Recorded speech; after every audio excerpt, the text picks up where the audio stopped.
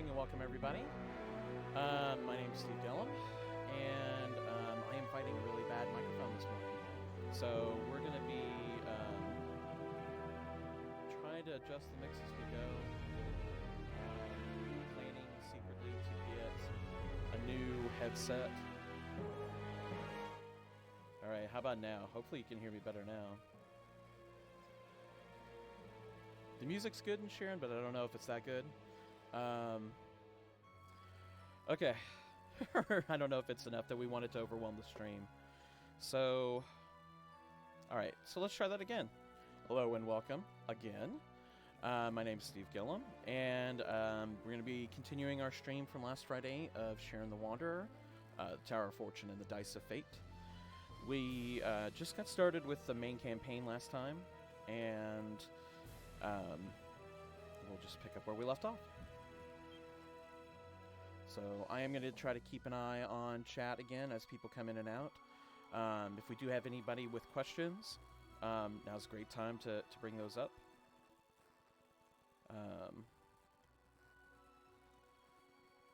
Let's see. So we have Eggplant the Wanderer. That's who we started last time. To commemorate the Eggplant community, Eggplant podcast, the Secret Lives of Games. I believe they have an episode coming out with Lonely Mountain Downhill developers. Highly recommend that. They've had some really great discussions on that podcast. So let's pick up where we left off.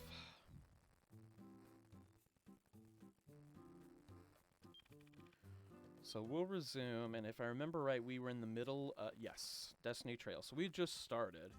We got past the initial tutorial dungeon. We had just merged that Dotanuki, and we are just trying to make our way through the beginning of the game, catching things as we go. So probably looking for about, I don't know if I'll be able to go the full hour today because of work obligations, but we'll see how far we can get. Hopefully we can get deeper into maybe Tower of the Past. Tower in the Past half of the Tower of Fortune, I guess triumvirate, trilogy, whatever. The stuff at the front. There's 3 different past, present, and future, and the past is the easiest one to start with, I think. So we'll go that route and take it from there. So we already talked to him. Roving blacksmith. Hey. Okay, so the characters here, as we go through the dungeon, there are always side characters. Always worth talking to pretty much each and all of them. And one of the really neat things about Sharon is that you will get different side characters that have sort of a meta storyline that carries across runs. And you can forward it by talking to them. This is something that the Sharon the Wanderer series has done really from the beginning. So I know that like Hades is something that became very popular for that recently. Hades is a very good game, one of my favorite games from last year, or arguably the year before if you played it in early access. But that's something that Sharon was doing, has been doing for years. So one of the reasons that I'm always going to stand for Sharon whenever I can.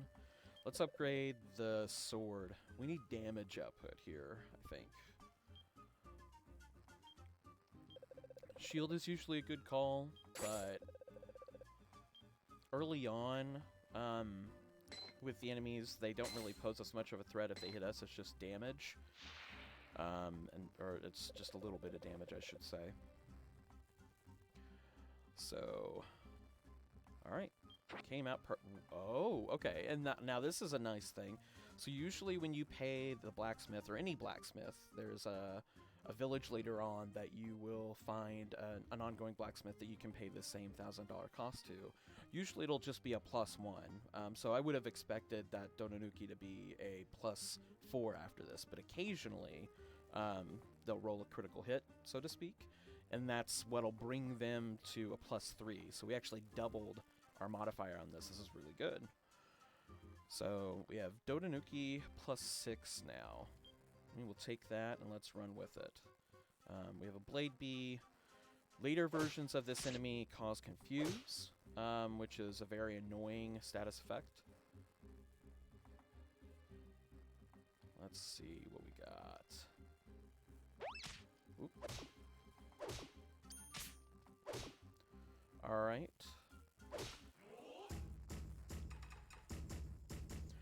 Right, so now we've got enough health now that we're probably out of range of eating like a heal grass or some of the herbs that I already have in the inventory as a way of boosting the HP.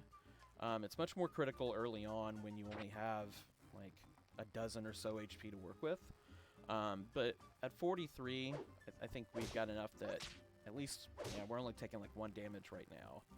So we're comfortably ahead of the damage curve from a defensive standpoint so far. Oh, jeez. These grass kids are dodging everything.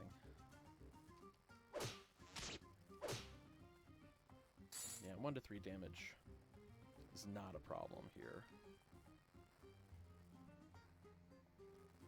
So if we go to the next floor, let's see what we've got.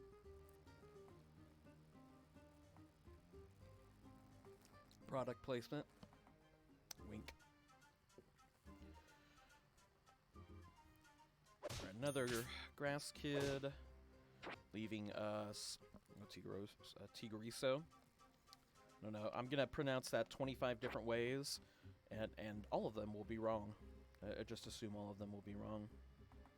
One thing that I didn't really do is just to pick up where we left off from last time on the inventory. We do have a revival grass, which is good. That gives us a little bit of a fail-safe if we do have a particular combat encounter go sideways.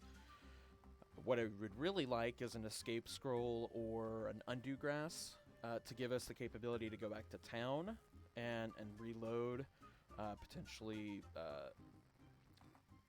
kind of line out some of our inventory. But right now, I don't see any major concerns. One thing that I would point out, I don't know if I pointed it out last time we were in stream, and to organize in the inventory, once you go to backpack, it's just the Y button. This balance staff, I always like to keep a balance staff in my inventory if I can. There are trip traps that can come pretty much at any point in the game, and they will knock you over, and they will make you drop equipment, or they'll make you drop things out of your inventory, including pots that can break. So it may seem overkill to waste an inventory slot on that, but having had a very valuable like heal pot get crushed deep into the Lost Well or deep into another post-game dungeon, I can tell you that it's not fun. Definitely don't recommend that. Okay, so Shadowbind is... Shadowbind Trap puts you in Shadowbound status. You can't move. Makes that really fun, buzzy, like, almost honk sound. Just in case you needed another demonstration, I went to the liberty of finding you another Shadowbind Trap. The traps are not really as bad from a player standpoint, unless you were like dug into a really nasty combat encounter. Let's go ahead and use this power-up grass for temporary boost of strength.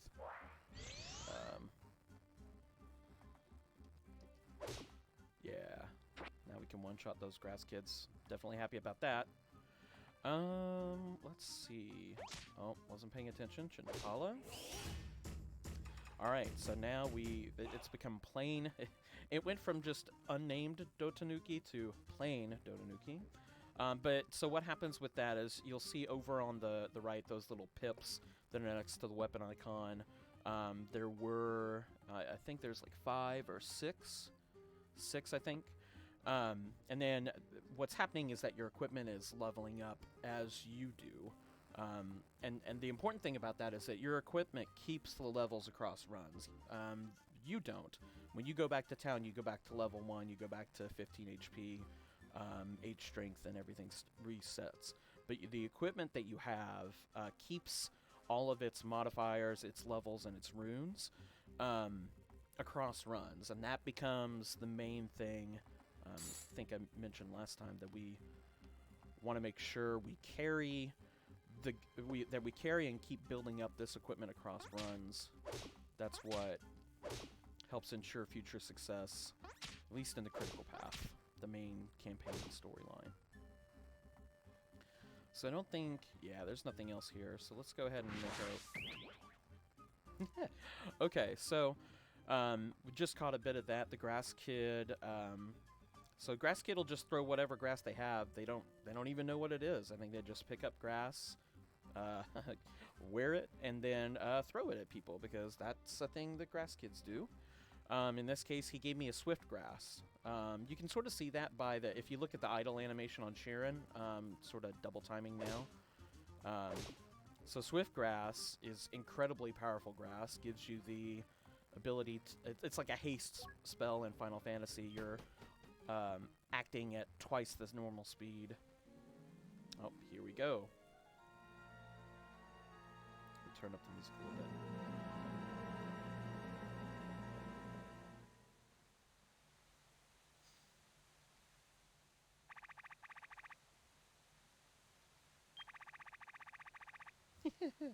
Eggplant, be careful. God of Destiny rules this place.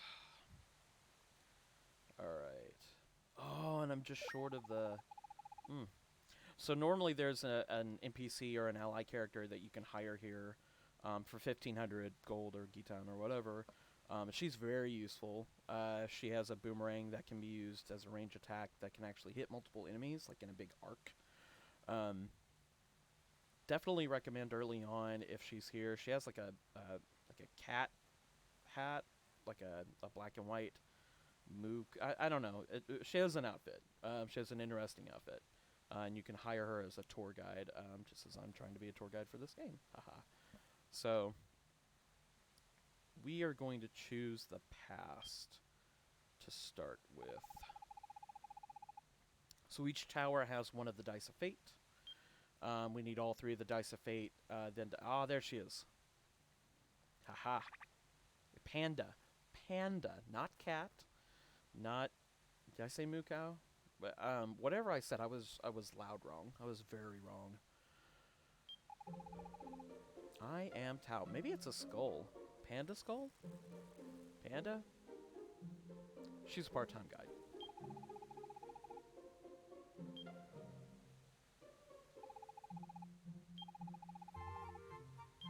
Well, thank you.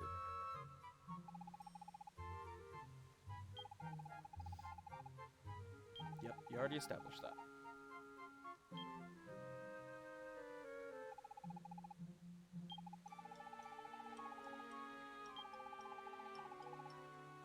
Well, that's what they usually say.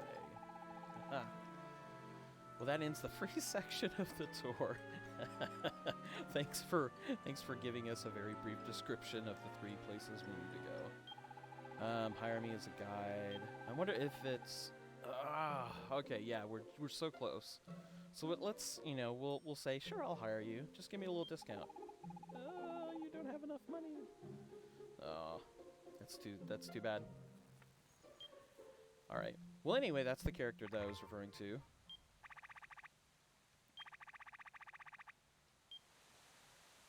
Everything in the game, from every character in the game, mentioning that you should go to the Tower of the Past. Please, please, please go to the Tower of the Past first. And there's a reason for this. Storyline.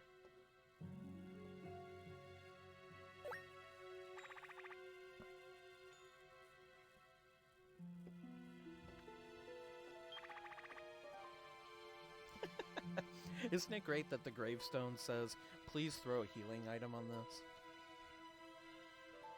Here lies Jirakichi. Revival herbs, please. Let me just toss this herb I've been saving. Wow, Kappa, that was very, very forward-thinking of you.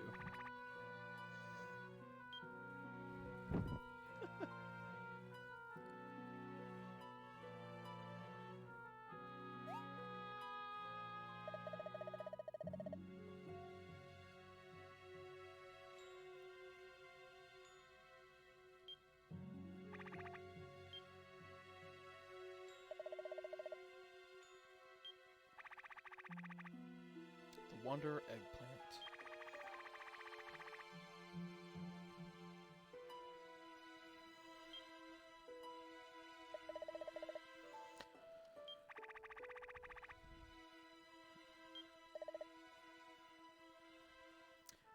That's a look. That's a look right there, Jirakichi. I agree. It is a puzzling outcome.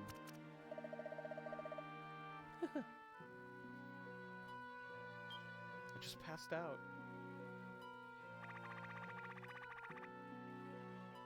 Oh, a storyline reason for the NPC to have a grave for potential revival. Cause your soul to refuse to escape the tower. So even if you're defeated by monsters, your soul will cling onto this place as firmly as it can.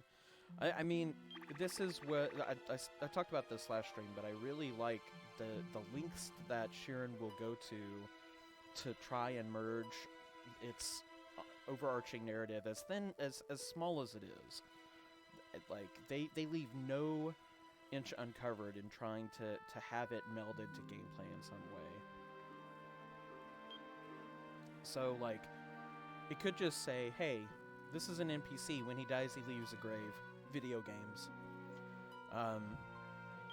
But they give at least they paper over it. They try.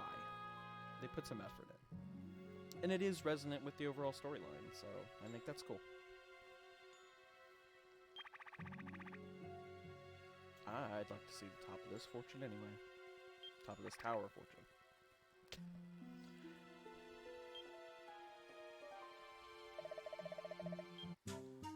Alright, so Jirakichi, early on, not great. He hits things. He's not the weakest NPC that you got, but and he does eventually grow into being a very capable fighter. But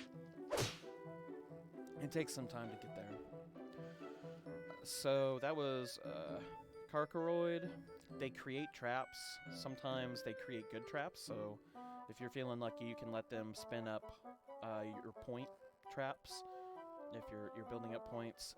I don't know if the time investment in that is worth it, but it is something that they can do. Juicy Peach is a useful item. So we haven't reached the part of the game yet where we have nighttime items. The little section between the stats and the inventory down below in the stream review, those are nighttime abilities, and we'll eventually get to a day-night cycle when we get into the Tower of Fortune past, beyond, rather, I should say, the Tower of Past, Present, and Future. You'll get to a day-night cycle where those nighttime abilities are really crucial, and they are one-time uses per floor unless you have a peach. A peach can replenish the uses of those. The other thing that a peach can do even for daytime usage, and that's what we're going to do right here, is if we eat that peach, one, it can fill up, it can help fill some of your fullness bar, which is useful, and then you get enduring status. An enduring status is something that we'll see. There's an enemy later on, maybe even in the Tower of the Past, I don't remember, called a cheer ham. It's like a little hamster that's a cheerleader. It's adorable. With the enduring status that the Juicy Peach gives you, or the cheer ham gives enemies, you can survive a lethal hit. You'll effectively just, it's like no selling that hit entirely. So even in daytime, the ability to shrug off one otherwise lethal hit is pretty useful. Yep. Okay, create another trap. The Karkaroids can also move when they want to. They can move pretty fast. I don't see anything good there. We don't have enough strength. The Sparkling here has an item that we can dig up. If we had Strength Grass, it usually doesn't take much strength to get those. I think that was a Warp Grass from the Grass Kid that warped Jirakichi there. Okay, so let's... So Froggo used Gitanlik, but the anti-burgle effects prevented the theft. Okay, so the safe shield that we have, let's go to the inventory on that. Okay, one of the runes that's on it is well, so a native rune to the safe shield, just by virtue of being a safe shield, is that anti-burgle. It's not listed in the rune counts, which is sort of weird. Those are other ones that we've gotten from merging different things, if I remember right. But Froggo monsters can't steal from you while you have this equipped. So there are other monsters that steal equipment. It's like pecking monsters. I don't remember the name of them. There's another type of shield you'll want to merge for that. These just steal money. More annoying early on when money is a factor. Later, you'll eventually have enough money getting cashed in at the bank that it won't really matter.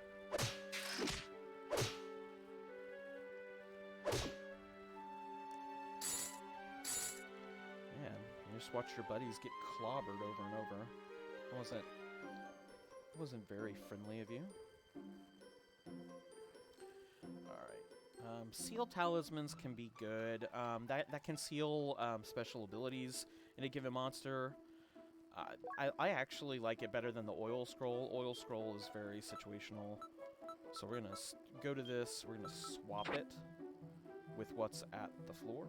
So that exchanges it in the inventory. B button gives us the shortcut. We'll sort again. Y. Oh, there was that grass kid, I think. I haven't heard Jirakichi collapse yet. Alright, do we have something to throw with this thing? We have actually quite a bit that we can throw. The sweet nuts, if I don't remember if I caught them last stream, but you could throw things at them and get them to raise a multiplier for experience. Slumber Scroll's a little more situational than I want. Wow, that was bad luck. So you throw items and they either multiply their experience, which can be good. We're still early enough early enough on that the experience can be useful.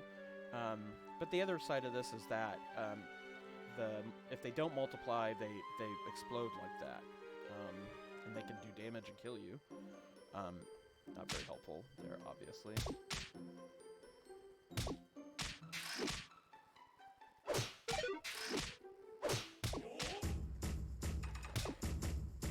Let's take a look at what we got here.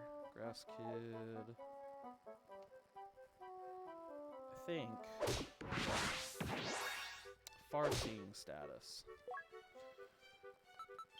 Current state, far-seeing. You can see invisible monsters and traps you haven't discovered yet.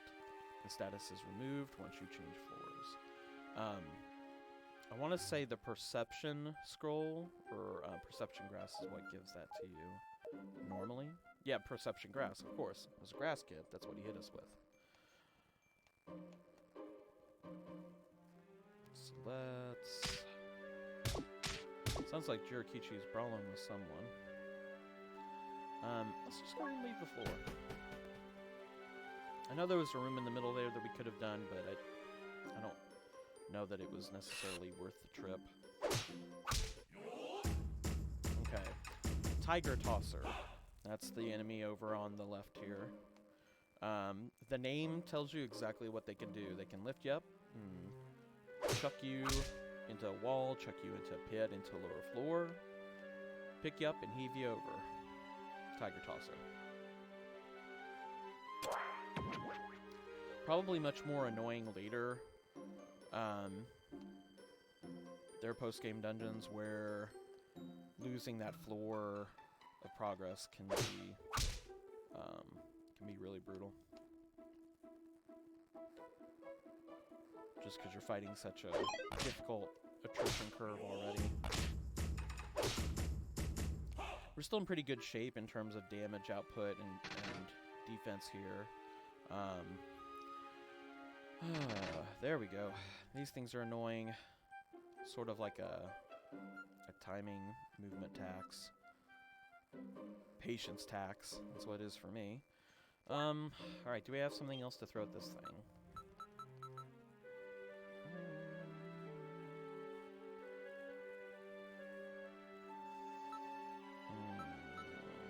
We can throw another gear. Throw another on gear.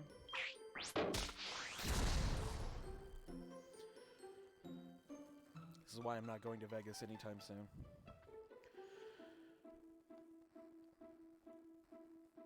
Alright. Oh, wow.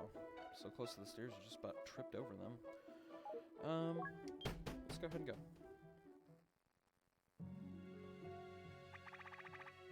Ah, another NPC.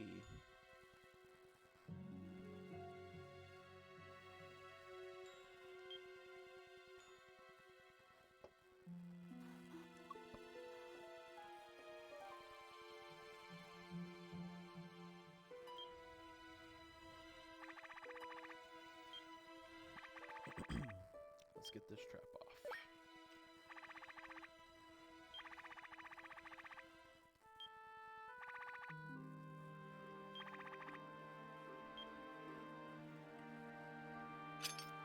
You know, I feel like that is a...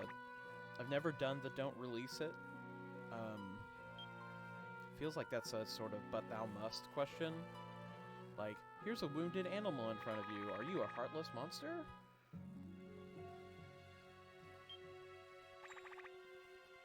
But this game can be pretty surprising about choices like that sometimes. Maybe you don't release it and it... you know, I don't know if the fox would die or if it would just bring this prompt up again the next time you went through Tower of Past. Might have to do some digging into some of the wikis after the stream to see if that's the case. A scroll. 2 scrolls. It was at my feet, I wasn't paying attention. Plating scroll. We're gonna read that right now. We want to plate that dough wiki. You can see the blue... change on that. So rust proof, upgrade value will never decrease. So that, with all the rust traps that you can come across, that's one way to lose one of your modifiers. It's incredibly annoying, especially if you're just trying to chip away at an item to build it up.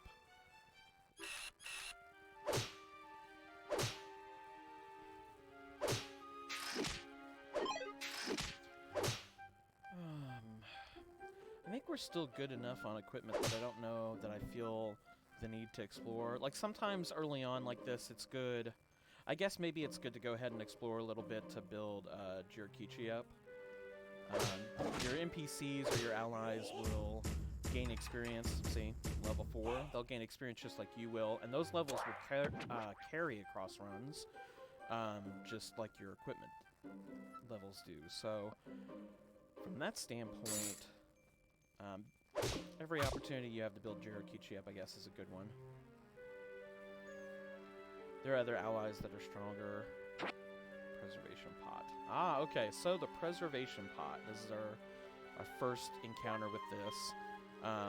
Only a 3 slot, not a lot to work with here, but a preservation pot is effectively an inventory expander.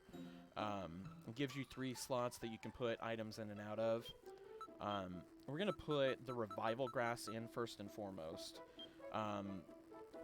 Whenever you have grass that's outside of a pot, if you hit the right trap, you can have that grass be ruined or turned into weeds by other like field knaves. There's a lot of stuff that can happen to items outside of pots. So something that's as critical as a revival grass is worth protecting in a pot, especially a preservation pot where you have access to it. Undo grass and revival grass will activate in a pot as well. So it'll auto-activate. You don't have to necessarily get it out of the pot. Think of it like in Zelda putting a fairy in a jar. So Swift Grass is pretty useful too. And then... even though we don't necessarily... I guess we'll do the Obsidian Bracelet right now. You don't technically have to fill up. Like, I could have just had the preservation pot, and you can see there's no more slots left. You don't have to fill up a preservation pot, but I always recommend it. They're on the very, very first stream we did before we started the new campaign. I talked about a Scoopy bird that will throw dirt in your pots. They can only do that if there's an open slot in them. And once the dirt goes in that pot, you lose access to everything in that pot, including those auto-activate items like your Undo Grass and your Revival Grass. So, anytime that I'm bringing, and I usually, once we get into farther enough into the campaign that we can pay for preservation pots from that point shop, you can buy them. You'll get 5 slot preservation pots for a very small amount. I usually build up a pretty good collection. I want to say like 6 or 7 of them to fill up this first sheet of the inventory with all sorts of items from there. So it's one of those things where in earlier versions of the Sharon games, inventory management was much more of an issue, much more of something that you had to worry about. But the preservation pots...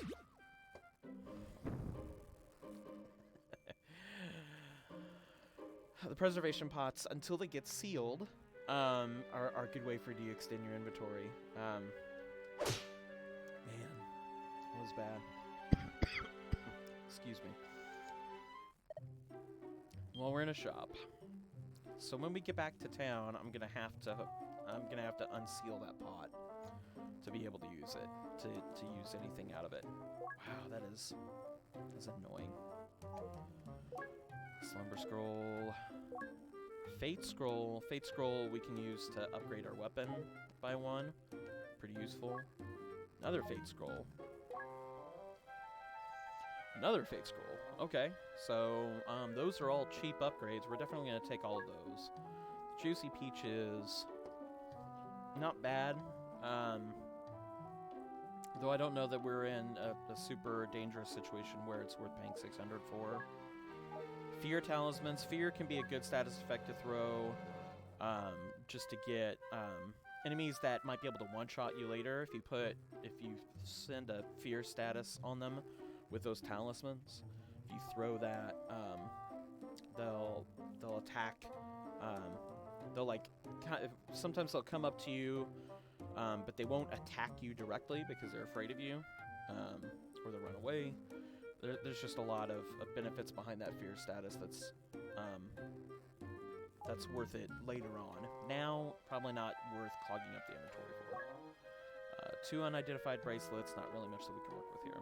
So we're going to go ahead and we're going to read the Fate Scroll. We're going to put it on the donation. So that's... and we got a jackpot on that. Fate Scroll is very similar to a blacksmith. It's usually +1, but every once in a while, and the stream gods are helping us here, you can get +3. So that's a major upgrade for very cheap. Very happy about that. Let's read it and do another one. And then another one. So let's read that. Okay, 12 to 13. Okay, it's good to have at least one regular one to show that I'm not talking out of school. They do actually upgrade by 1 only. Good job, Yurikichi. Alright, where's the shopkeeper guy? Yeah, he's gonna want that money.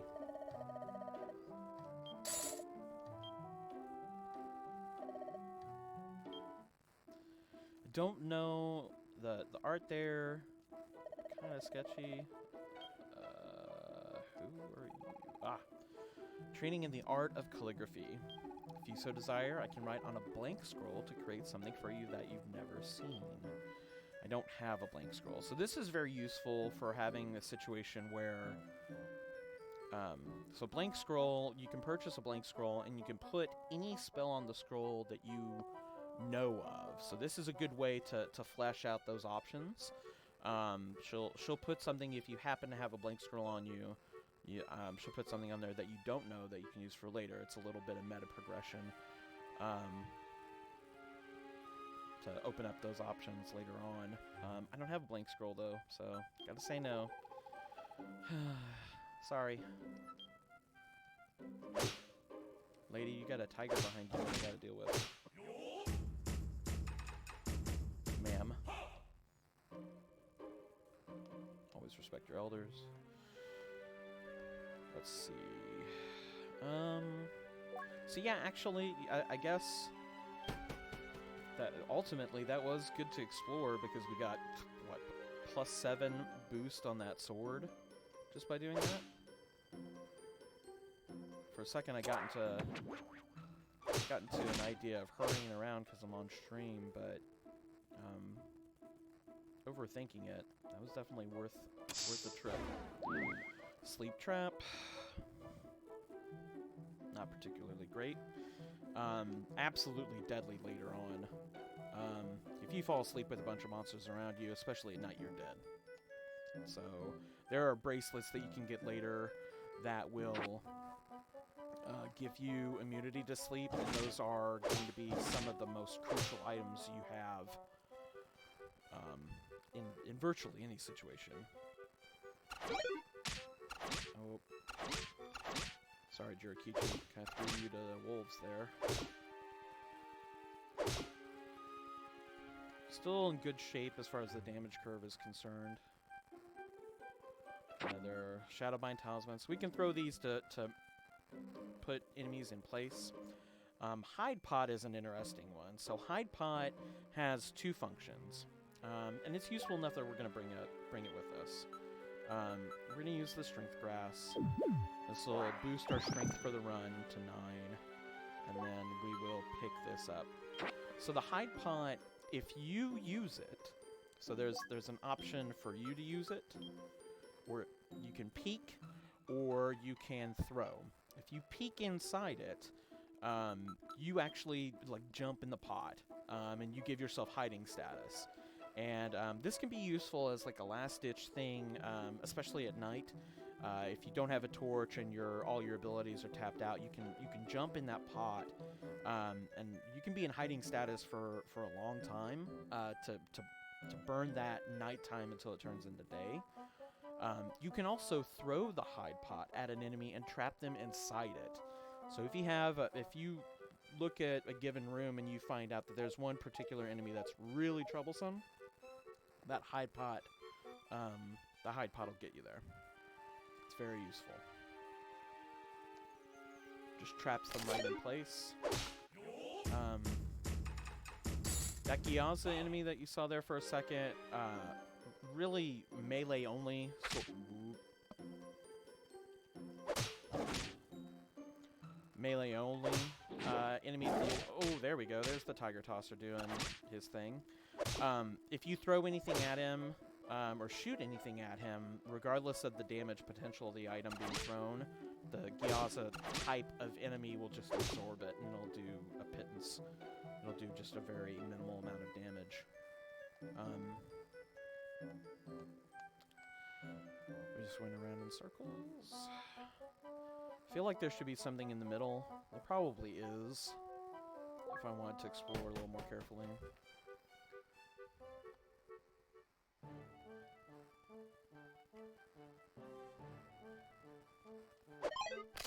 Ugh, what a whiff.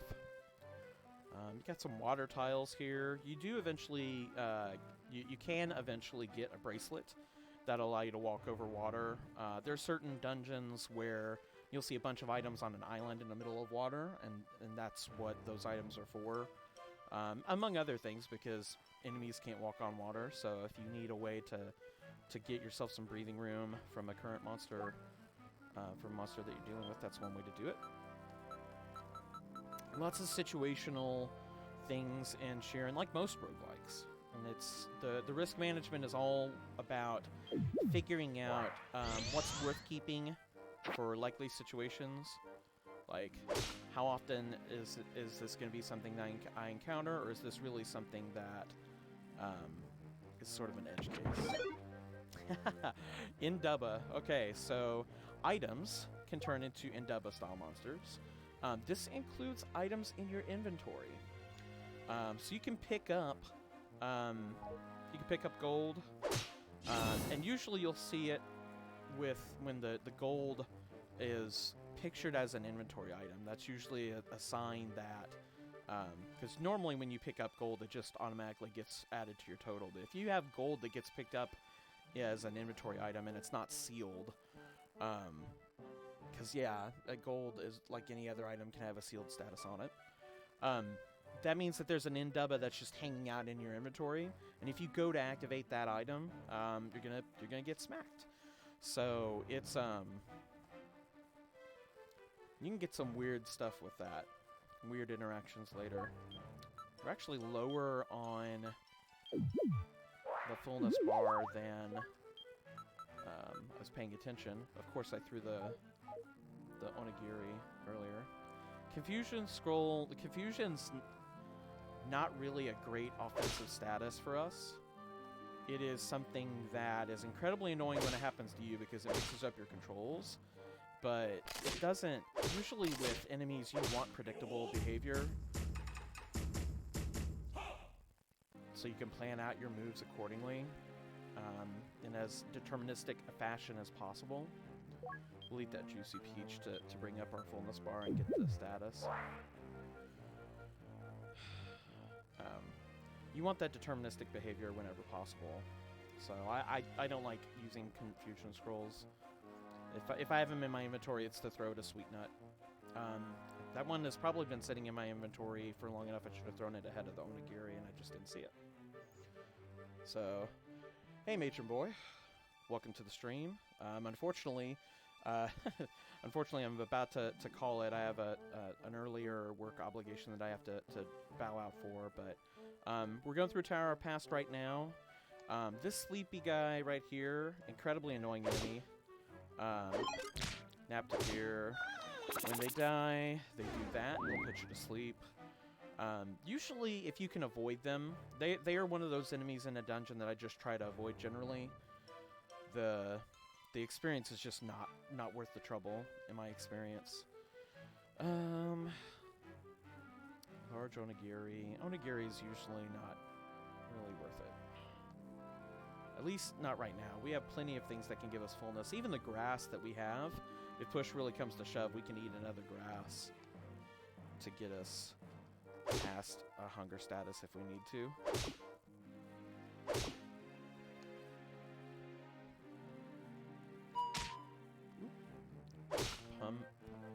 Pum Phantasm. Easy for me to say. Pum Phantasm.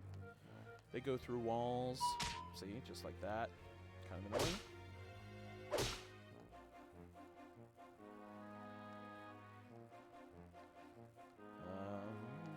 We're gonna sidestep that guy. Yep. Okay. So Jirakichi did not sidestep that. You know what? Let's go ahead and just take care of it. Come on, Jirakichi. I don't want to hit Jirakichi, but I kind of want to hit Jirakichi. That's my feelings about him. He's a good boy. He means well, but sometimes he has a tendency to run off a little half-cocked. Okay, so the coffer shield was not plated. It didn't have the rust-proof status on it. It had other runes. So we lost the modifier on that. Went from +3 to +2. But plain Dotanuki was plated, so nothing happened. The gold shield that's down there below, if I use a synthesis pot to merge that gold shield with the coffer shield, that would have protected against that. So gold items give you that rust-proof status, the rust-proof mod as well. And they're definitely worth seeking out. I don't know how I missed that before. Oh, hello. The Treasure Hunter Master. But how can this be? Carelessly forgot to bring my pickaxe. Nope. No pickaxe. Digger Dawn. The thrill of the dig. That's too bad. I don't have a pickaxe. If I say that I have a pickaxe... Wait! You don't have a pickaxe! Why would you lie to me? Why would you play with my emotions? One-track mind, Digger Dawn. Hope you find happiness. Maybe in another run when I actually have a pickaxe to work with. So I think we're going to see if we can maybe go another floor or two, and then like I said before, I got to wrap up this stream. Thanks to everybody for jumping in and out. I've been kind of trying to watch chat as I go. I know it's an early morning stream, so everybody's still in the process of caffeine acquisition. Vacuum/scroll, more useful early on than late. It's a good little smart bomb. You read it in a room and it deals a lot of damage to everybody in that room. A lot of damage early on. Now later, the vacuum/scroll, like stronger enemies will just shrug off. It won't really be a big deal. But it can be a good way if you accidentally run into a monster house style room. It's a good insurance policy for that. So we will swap it with that confusion scroll that I should have gotten rid of earlier. We'll keep that. Stairs are there, that's good. We have another NPC. Rock. Good projectile item. Strip trap. Removes your equipment.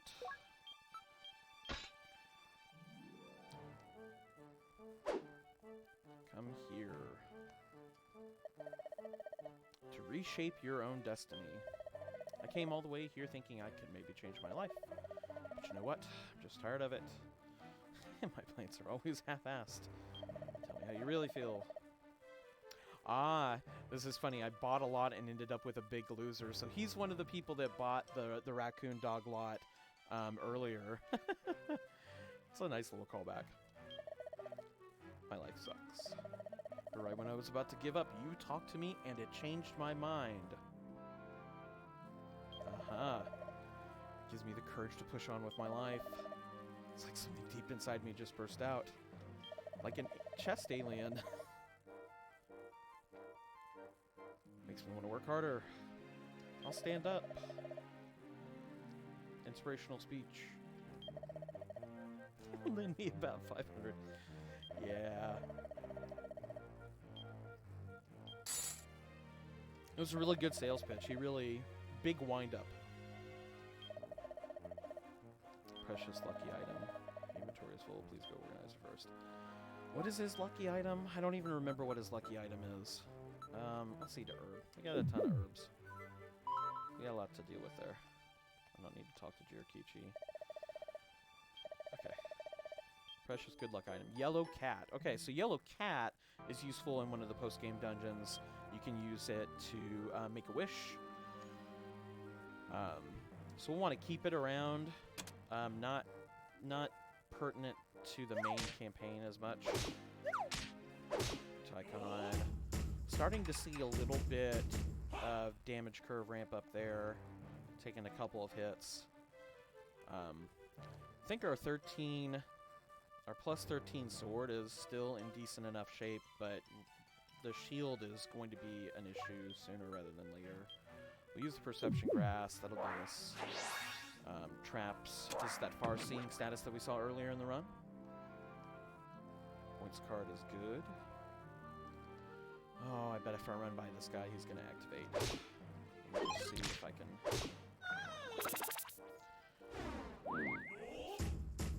50-50, really.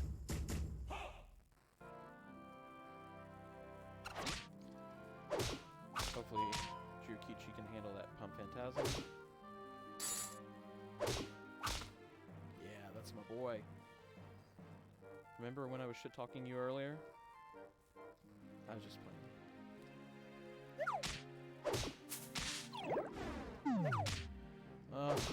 Okay. So that little status right there means that you enemies go twice as fast as you. Super annoying status.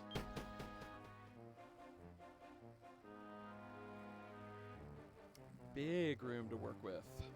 So we have stairs, we have gold, So we can go ahead and make a beeline for the gold. You know what, for the purpose of the stream, since I gotta wrap it up here in a minute. There's another enemy that takes out your... So, like the rust proof or the rust trap You have these slime enemies that can take out your modifiers. They can also, more crushingly later, they can actually take out runes. So if you have a rune that's rust-proof, they can take out the rust-proof rune. It's a real fun enemy type. Better to send it away with ranged weapon if you can. So, this is why I wanted to go ahead and do this. We were close enough to get to the Tower of the Past. So our Ghost of Christmas Past here is a child form of Sheeran the Wanderer. This is a good place to wrap up the stream, I think. You're the younger form of Eggplant. It's just a temporary form. Who needs to die?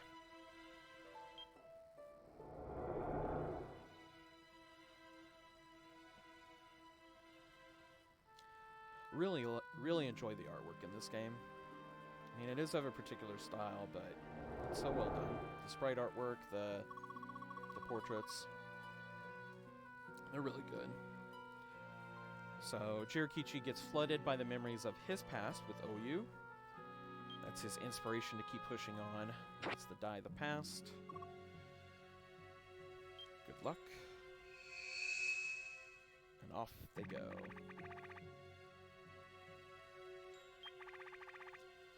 Let's keep on going. So we cleared this dungeon, completed the Tower of the Past safely, though we lost, our shield kind of took a beating there, much more than I'd like. We saw the Fate Scrolls earlier as scrolls to modify the weapon. Earth Scroll is the corresponding scroll to read to boost up your shield. We're going to have to do some work on that shield over the next couple of runs. But this gets us back to the village. Where's Jirakichi? He's already gone. We didn't want to have the NPC wandering around town, at least not yet. We have to gather 2 more dice. So really quickly, before we go, well, two really quicklies. From the last time we were here, I don't remember if we put an item in the pot or not. Did we put an item in the raccoon pot? We did. It's been 7 days since the ordinary stick was inserted. Okay, so here's the item inside the jar. So may inflict weakened status, may inflict empathetic status. But it's still just the ordinary stick's effect. So we did put an item in here that's 7 days of real time, not 7 days of playtime that the item in the pot mutates. Weapons are usually not great for this because you can't synthesize the runes off of them with other weapons. Usually for the raccoon pots, what I will do, we'll actually discard it because it was just an ordinary stick and not worth burning an encyclopedia entry on. When you put items in the encyclopedia, they become seated in the item pool to show up in the dungeon. So you can end up having those items, like an item like that, if I would have went through the process of naming it and putting it in the encyclopedia, even though I wouldn't use it, I would potentially end up stumbling on it in a dungeon and then not using it there as well, instead of what could potentially be a useful item from the pool. So weapons and shields I don't like throwing in the pot. Bracelets are much better. Bracelets don't really have that natural merge, and it's a good way to pick up rare abilities on a bracelet. So the other thing that we want to do anytime that we're in town, and this is how we'll wrap up the stream, is we want to come to this point shop. We went through and we had a bunch of points as we were going through the dungeon. We have 180 points now, so the very first thing that we want to do anytime that we're back in town is pick up that Undo Grass. Undo Grass is incredibly important. That is our get out of jail free card. If we die in the dungeon and we have Undo Grass, we can warp back to town without losing our items. Incredibly important. Preservation Pot, I mentioned this on the run too. This is our inventory expander. It's a 5 slot. That's as much as you're going to find. And I think even if you get a Pot God scroll later that you can read to expand a pot's capacity, it won't expand past 5. So this is a good thing to trade in for later when you've accumulated a lot of pots, or not a lot of pots, geez, a lot of points rather, and you are trying to build up items for the critical path of the game. coming here and trading them in for a synthesis pod is a pretty good deal. I don't know. Do I have room in my inventory? I probably need to clear out. I need to unseal that preservation pot. There's somewhere in town that can do that. Let me go do that really quick. I keep saying this stream's going to end, and then I keep thinking, one more thing. One more thing. Cursebreaker. That's who we want for that. Curses unsealed. And let's have for tools.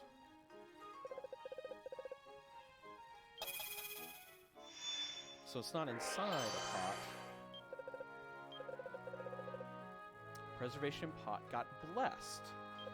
It's a reward for all the good you do each day. A blessing status on a pot like that doesn't really help us. But if I were to get a blessing status on a heal pot, I think it improves. I think I've seen it improve the healing capability of that. Healing is much more impressive with blessing is much more impressive in my experience with grasses, because those are going to be your one-off items that if you get a little extra on the top end from that, can be really useful.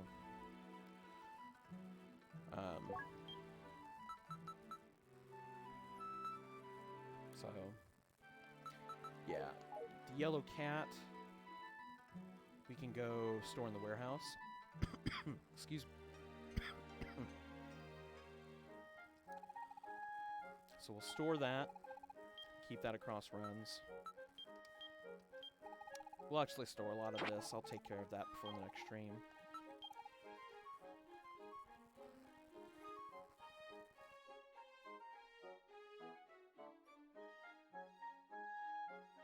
Sorry, I had to go on mute there. Frog in my throat. So now we'll go get that undo grass. And that will be how we cap off the stream. It's a good habit to get into. Just beeline it here. You pick up so many points going through the dungeon that it's just a good place to come. I'm not going to spend any more. And then, as I mentioned before, the preservation pot, strength bracelet can be pretty good. Preservation pot, items that are in there, the revival grass or the undo grass, if you put it in there, will activate. So I will try to remember for the next stream, we'll get the undo grass in there as a priority, so we can protect that against any other bad effects from enemies or traps. And that really, I think, sets us up. This was a good run. We got to the Tower of the Past. We got the die. We saw a couple of different interesting status effects. I will definitely do another stream like this again. I don't know if it'll be Friday. Next week is kind of touch and go. So maybe earlier in the week. But we'll do another one of these again. If any of the people popping in and out of stream have questions, if you're in the Eggplant community, again, Eggplant, The Secret Life of Games, highly recommend the podcast. It's a great community as well. Feel free to go ahead and raise questions there for me, and I can try to address them on stream or maybe try to demonstrate. Other than that, thanks to everybody for anyone that jumped in and out of chat. Thanks for joining. Thanks for watching. And take it easy. Have a great weekend. Later.